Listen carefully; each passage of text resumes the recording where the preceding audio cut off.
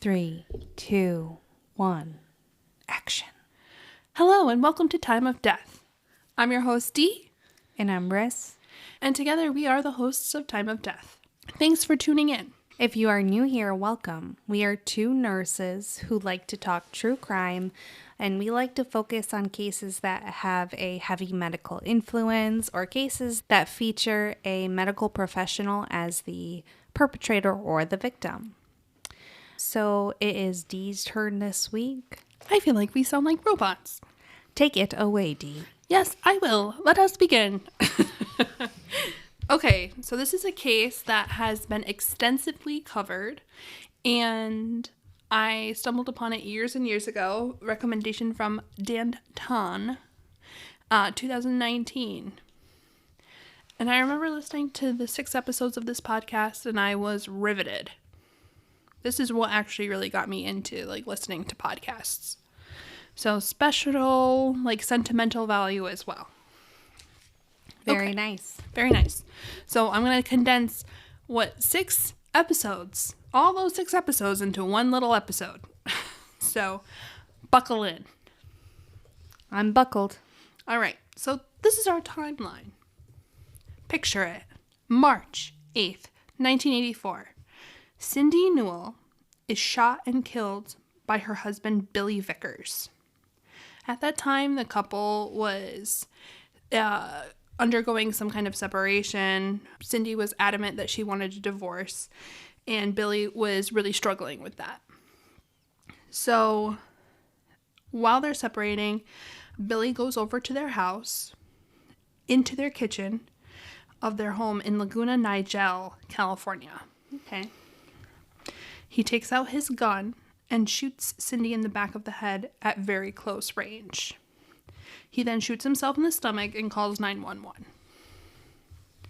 At Billy's trial, Cindy's mom, Arlene Hart, goes on to testify for the defense. For the defense? For the defense. I feel like I'm saying defense weird. Defense? Defense. Defense. Defense. Defense. Stating that she loved Billy and that he just simply was not in the right state of mind that night. Oh boy. Some weird victim blaming going on as well, and this is her daughter. So that weird victim blaming really did not sit well with people. The LA Times went on to cover the story, and the prosecutor went on record saying that Cindy's family really just threw her under the bus. And was kind of astounded that they would be so willing to paint her in such a bad light. I feel like I would come back from the grave and I would haunt my family members if they ever you're one of my family. You would never do that, but I could not wrap my brain around this.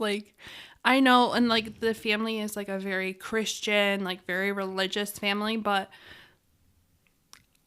turn the other cheek. But eventually, that's blowing off someone's cheek. That's not just a little love tap on the face. Mm-mm. I would be too bloodthirsty for revenge. Absolutely. I would be right there with you. Mm-hmm. Absolutely gung-ho about tasting the blood of my enemies. I can't imagine. So he was saying that Cindy was cheating on him, really, distraught. And he goes on to be charged with voluntary manslaughter, and he pled guilty to that for a 5-year sentence. What? However, he served less than 3 years. So he murdered her in 1984, and he was released by 1986. Okay, I'm sorry. Number one, maybe, yes, he was upset that she was supposedly cheating on him, but people get upset and you have to handle it like adults. Yes. You don't go end up murdering them. I've said it once on this podcast. I'll say it again. If you're really so enraged by something, I'm not by any means promoting destruction of property, but I would much rather you take it out on an object than a person. Exactly. So. And you know what? I don't understand how family number one can defend that. No. Especially knowing that, it's not like, oh my God, I blacked out. I don't remember a single thing that happened. I was sleepwalking. A throwback to one of our earlier episodes, sleepwalking case, which is interesting. And then my third point would be 3 years for Not even. less than 3 years for manslaughter. Yeah. Insane. Absolutely shot in cold blood. So, fast forward a mere 6 years later. Keep the Cindy Newell story in the back of your mind. But a mere 6 years later, in 1990, John Meehan goes on to marry Tonya Sells at St. Joseph Catholic Church in Dayton, Ohio. Tonya is young, beautiful nurse. She was in school to become a CRNA, which, if you don't know, is a certified registered nurse anesthetist who make the mucho buco. They do make, notoriously, CRNAs make bank. So Tonya is an up-and-coming CRNA, and John is just kind of along for the ride. She's 25, and she thinks he's 26. But in actuality, John is 31. Oh boy. None of his family come to the wedding, which is another red flag, because he told Tonya that his parents were drug addicts and that he didn't want them to ruin it. They go on to have 2 daughters together, and John goes on through nursing school and also becomes a CRNA. Okay, John. Very smart man, but a bad dude. July 2000s, after 10 years of marriage, John tells Tonya that he wants a divorce. And she's rocked by this. So, in a quest to find some answers, Tonya tracks down Dolores, who is John's mother. John had told Tonya multiple times, "My mom is the worst. She's the devil. She's a drug addict. You are forbidden to contact her. Do not reach out to her." Forbidden.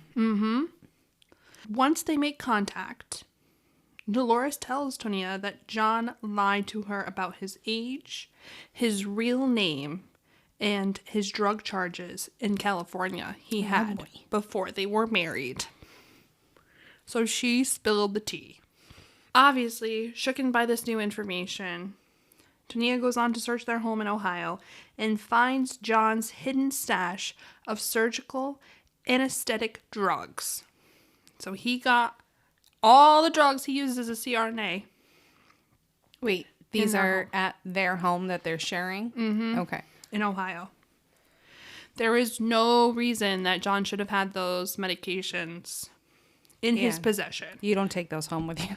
No. So it's just to be very clear, because sometimes people don't know, but if you're in the medical field, it's a big no-no. And the fact that she found them indicated to her that he was abusing these drugs, and how he was doing that was by diverting from his patients.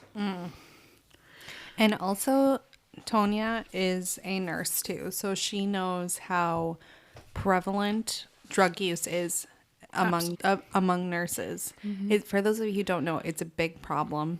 Nurses do have a close proximity to controlled substances, and a lot of the time they can struggle with addiction just like other people can. And there's such opportunity, especially because all of his patients, so a CRNA, a nurse anesthetist, is essentially putting these patients to sleep. So no witnesses. They can't say, "Oh, he gave me this," or "Yes, he controlled my pain very, very well. I had no pain post-op," because it's really hard to gauge, because pain is subjective. Did he give them normal saline? Did he give them morphine? Who knows? It's the sticky stuff. It was difficult. So Tonya did the right thing. She goes on to tell the police, and they begin investigating John in the early 2000s. January 2002, Warren County Sheriff's Office in Ohio begins investigating John as well, after multiple healthcare workers in his hospital see him bringing in a gun to the OR and stealing Demerol. Oh boy. What is Demerol, Ris? Demerol is a narcotic. It's not really often used today. Demerol is used for pain relief, but it is a narcotic, so it does carry a very high risk of dependence, and people can get addicted to it very easily. People can have pretty bad side effects from it, like hallucinating, confusion are very common, even more so than other narcotics. It also really doesn't work for that long, and it also is excreted by the kidneys. So if your kidneys aren't working great, the Demerol gets backed up and it can cause even more issues. So, thing of the past. Thanks, Ris, for your medical contributions. You're welcome.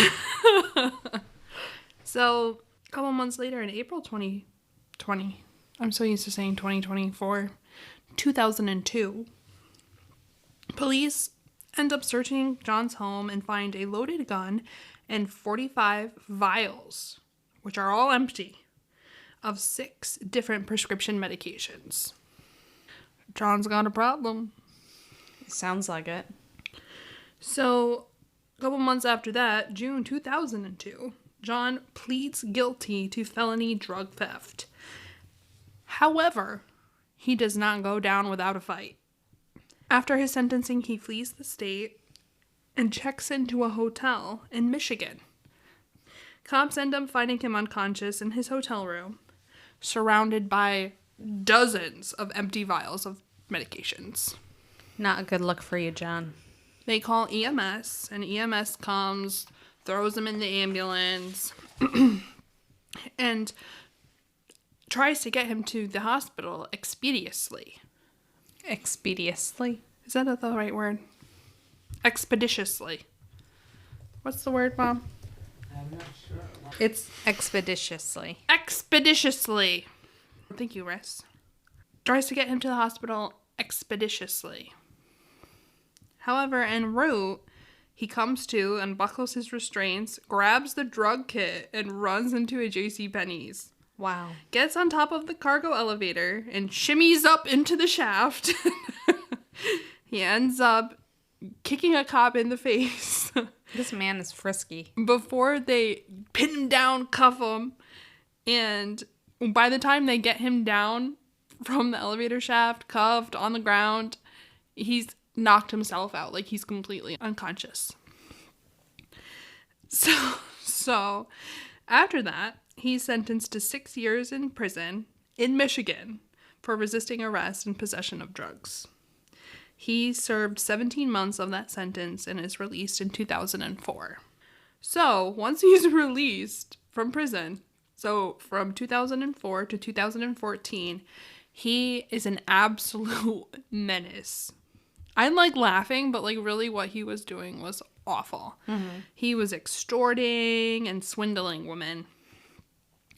One count that he had in 2014, which he pled guilty to, was stalking a Laguna Beach woman who had been his patient previously.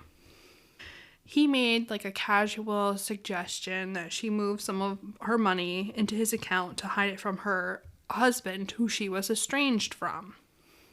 She gets like creeped out, like weirded out by that, and breaks it off with John, who goes on to send her threatening messages and basically sends pornographic images of her to her family and friends. Oh my. Which is crazy. No. John, not only is he a sick person, he also is very manipulative. Oh, very manipulative and cruel. And just cruel, you're right. Yeah. So, October 8th, 2014, John is released from prison after he served time for violating yet another restraining order another woman had against him. 2 days after his release from prison, he meets interior designer Deborah Newell. They met on a dating site for singles over 50. So they go out on a date. He wines her. He dines her. He, like, absolutely does a whole very involved backstory that he is an anesthesiologist, not a CRNA. Big difference. Who just got back from Iraq, where he was volunteering for Doctors Without Borders. Mm-hmm. So Deborah is like blown away by this kind, charismatic doctor who just came back from this patriotic service. Mm-hmm. Like, selfless. Yeah, she's like really like impressed by this, and I feel like anyone would be impressed by that. Yeah, exactly. So where Deborah is very enamored, her daughters, Jacqueline and Tara, are not. I remember. Because I listened to this podcast years ago. I think probably around the same time you did. Mm-hmm. And I remember the daughters and hearing from them. But here's my 2 cents. Deborah, she's on this date. She meets this doctor who is very, seemingly to be very selfless, very doting on her. Handsome. He is a handsome guy. Yeah. I had to give it to him. But also, like, people see what you make them see. Mm-hmm. You know what I mean? People, if you paint yourself in a very pure light, Flattering, yeah. people will see what they see. You know what I mean? They Yeah. don't see the dirty. A lot of the time, you can hide it well. I feel. A lot of the time they'll see just what you present, especially in a first date. And I feel like usually, I'm speaking from my own experience, I could sniff a bullshitter a mile away. That's true. You have a nose. Being in psych, Mm-hmm. I think that I'm able to sniff out the bullshitters pretty well. You're like a psychiatric bloodhound. That is high praise, Chris. That is high praise. But Tara and Jacqueline are able to see through the facade. John was like super weird to them. He wore his scrubs everywhere. Like parties, dates. He's always wearing his freaking scrubs. Yeah. And I sit here in my scrubs right now. But I am no Dirty John. I am just... You're Dirty D. I'm Dirty D. So he's wearing his scrubs, and he tells Deborah, I have no money. All of my money goes to child support for my 2 kids. And Jacqueline and Tara did not buy it either. Mm-hmm. Because they're like, are you serious? What are you doing? He is a bullshitter. Like, adamant that she's making a mistake. Mm-hmm. I think Jacqueline goes on to say that she's no longer going to live with Deborah if John is under the same roof as them. Mm-hmm. Which is understandable. Mm-hmm. And, if you're an adult and you don't like something, like, your parents are not obligated to house you either. Mm-hmm. That's my personal opinion. But You can remove yourself. Hopefully, you have the means to be able to remove yourself from that situation. Jacqueline definitely did. There you go. There you go. So, November, just a month later, in 2014, John and Deborah move in together. They get an apartment on Balboa Island in Newport Beach. The lease is strictly in Deborah's name because John is adamant his name cannot be on the lease. And Deborah is pretty well off, if I remember correctly. Well, later he goes on to try to set her Jaguar on fire. So, my. She's pretty well off. Tensions continue to mount between Deborah and her daughters. This all kind of comes to a head at Thanksgiving when Tara comes home for the holidays and incidentally finds out that Deborah and John are living together. John gets so upset with Tara, like accuses her of snooping, going through his things, and threatens her. And Tara's like screaming at her mom, how are you letting him talk to me like this? Like, you're choosing him over us. And she was right. Deborah was. Wait, can I just ask a clarifying question? So, Jacqueline was living with Deborah. Previously, before John moved in. Yeah, so John moves in about a month after meeting, but Tara doesn't find out the whole situation until she comes for Thanksgiving. So 1 month after that, December 2014, Deborah and John get married. Oh my, talk about a whirlwind romance. They get married in Vegas after dating for a grand total of 2 months. I don't even think it was 2 months, because the 10th, but whatever. There were no guests, and Deborah had told her kids that it was strictly a work trip. See, then for you to be lying about it, you know that something fishy is going on here, and you are willingly ignoring the red flags, I feel like. You know, I guess that's kind of what I was saying, where you see the best version of, especially if it's a significant other, it's someone that you want to believe is the best version of themselves. It's easier to kind of call their bluff if you're on the outside, kind of like Tara and Jacqueline were. So this was Deborah's 5th marriage. Okay. And so this was something that I think her children are all leaving the house. It was the perfect storm. Mm-hmm. She's getting older. She is desperate for love. He was very attentive to her. Mm-hmm. I think that this was him taking advantage of Deborah. Mm-hmm. And I think Deborah is also very naive. So bouncing back a little bit, in 1984, when we talked about Cindy Newell, that's Deborah's sister. I didn't even put 2 and 2 together. So Deborah and Cindy were raised. Their mom, Arlene, was a piano teacher. Their dad was a pastor. Again, like that forgiveness was really big. Mm-hmm. And I see that as being like a reoccurring theme, not only with their family and Billy, Cindy's estranged husband, mm-hmm. but also in Deborah's interactions with John. So it's just really sad to see that dynamic. Like, I believe in generational curses, and I believe this was a generational curse. Seems that way. Her mom modeled a behavior, and Deborah just fell right in line. Mm-hmm. So 3 months after that, in March, John and Deborah are married, by the way. No one knows still. Shad approaches, and Shad is Cindy's son, Deborah's nephew. Mm-hmm. Approaches Deborah and talks to her about being really concerned about John. He found out that John had not served time in the army, but rather served time in jail. Oh boy. Lied about being an anesthesiologist. He's a CRNA. And Deborah is very nonchalant. She plays it off like, oh, I knew, like, there's nothing that you're telling me I don't know about. But she is rocked. So she begins to look at John's paperwork at their home. And she was not happy with what she found.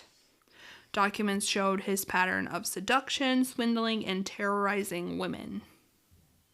However, it wasn't just women. It was men too. His proclivities extended to the opposite sex as well.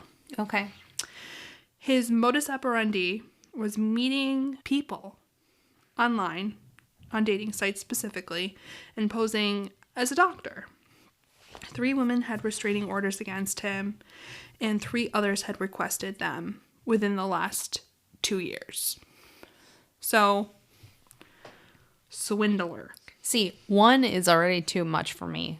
Yeah. But all those women who have the same issue with John, that just warning bells. Well, talking about women who have issues with John, Deborah stumbles upon an online forum dedicated to women warning other women about dangerous men. And guess who's on there? None other than John Meehan. Absolutely. Dirty John Meehan.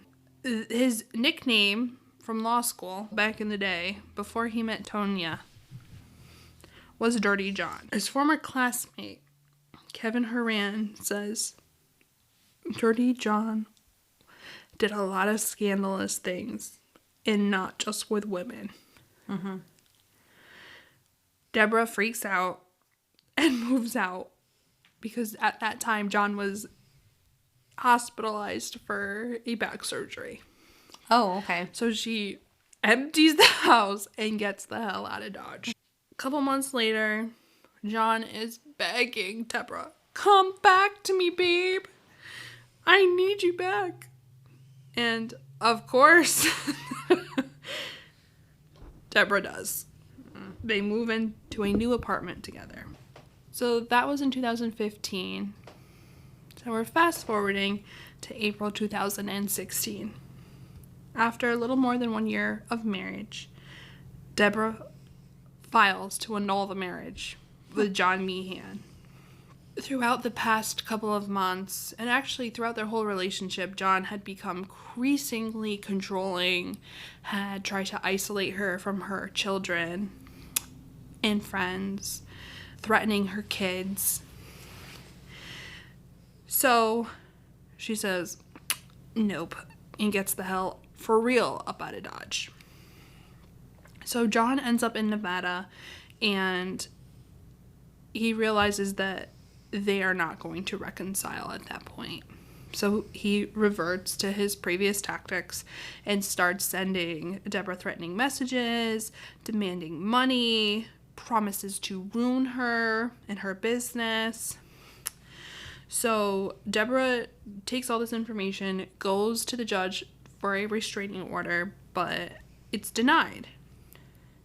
Because because John is in Nevada and he has no history of physically harming her. So Deborah's like, what? But he's got 6 other people lining up with their restraining orders, so. So she just stops taking his calls altogether. So he continues to amp up, and in June of 2016, he steals Deborah's Jaguar.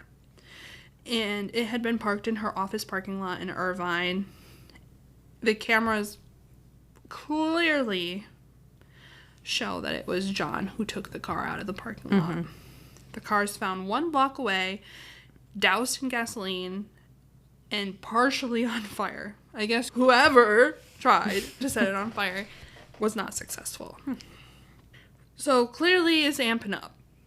So at this time, Jacqueline and Tara are rightfully terrified, and they are being very vigilant about their surroundings.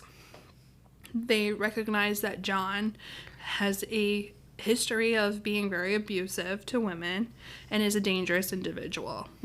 So, August 20th, 2016, Jacqueline calls Tara to let her know that John was back in town.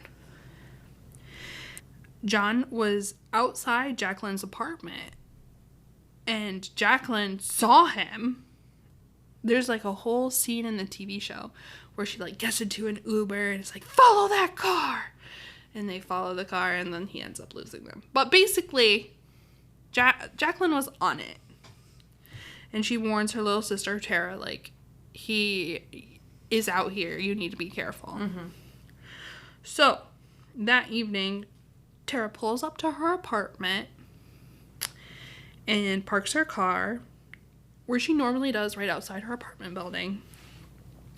And as she gets out of her car, John comes out of nowhere and attacks her. And he has a knife. Wait, this is Tara or Jacqueline? Tara. Okay. Tara screams and realizes, oh my God, he's trying to kill me. So he's trying to get her to get back in the car so he can abduct her. And she fights like hell. So a little background about Tara. Tara is definitely the more timid of the two sisters. Jacqueline is like a freaking lion. Jacqueline, I think John realized would have been too much for him to chew. So he picks on poor, sweet, innocent Tara. So Tara showed him that she was a lion too. Oh. She bit his hand when he tried to cover her mouth. She's kicking him. She's screaming. She's defending herself. And they mention also that Tara was like really into The Walking Dead. So she like credits that with like being able to respond so well. But ends up being able to kick the knife out of his hand. Wow. And she grabs the knife. And then she goes on to stab Dirty John Meehan 13 times, including once through his eyeball. Neighbors come running, and they're like, because Tara got hurt, like she got injured, so they're like tending to her wounds, and Tara's like hysterical. They call 911, and Tara ends up actually calling Deborah, her mom, and is like, I'm really, really sorry. I think I killed your husband. Oh my God. And I was like, that's just so sad, because these kids felt like Deborah chose him over them. And like, your husband, it's like she still is identifying John as being her mom's, you know what I mean? Yeah. So she's apologizing too. What is Deborah's reaction to that? She's shocked. I guess that's fair.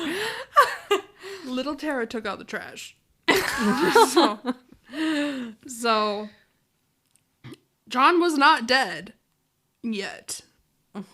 Paramedics were able to initiate CPR and get a pulse back. Dang. And they rushed him to the hospital. 4 days after, on August 24th, 2016, John Meehan was declared brain dead. His sister Karen takes him off of the life support, has him cremated, and they had no service for John Meehan. All right. You know, Jacqueline, the older sister, when I was listening to it back in the day, I remember thinking she reminded me of you. I'm not so aware of my surroundings. Yes, you know what? You are a little tiger, too.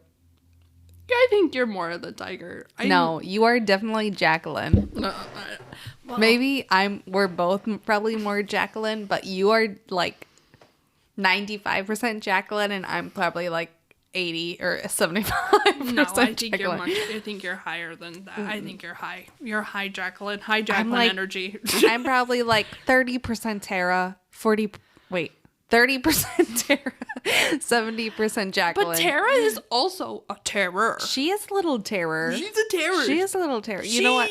Oh. This is like back in the day when I was, maybe I'm more so like Tara, because we're at a haunted house. Oh, Me, Dee, my love that brother, story. my mom, and I think Dad was there.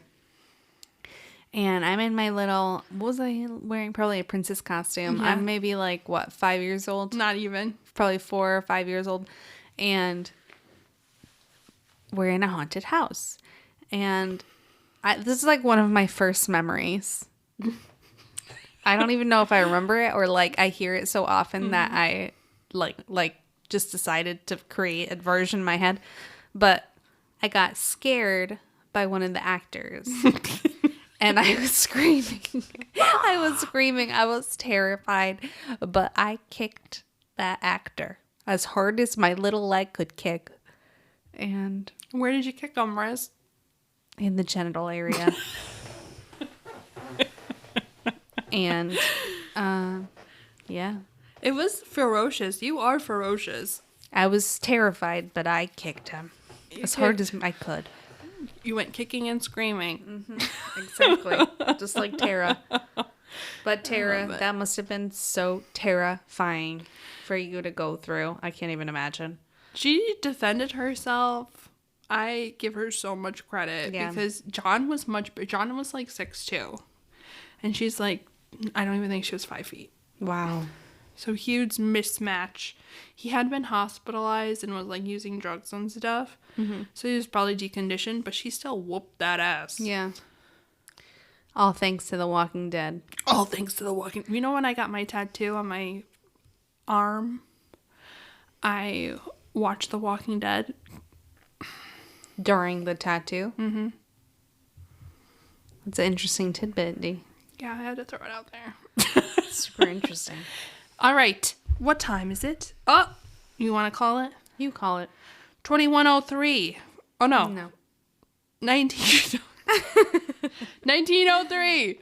For all you non-military, non-medical folks, that's 7:03 p.m. Good. Get the hell out of here. Good. You got it. All right. Thanks for tuning in, guys. Hope you enjoyed the case this week. We're looking forward to next week. Yes. We will be here. Hopefully you will be too. Yes. And you too, Dee. Yeah. All right. Thanks, everyone. Talk to you later. Bye-bye. Bye.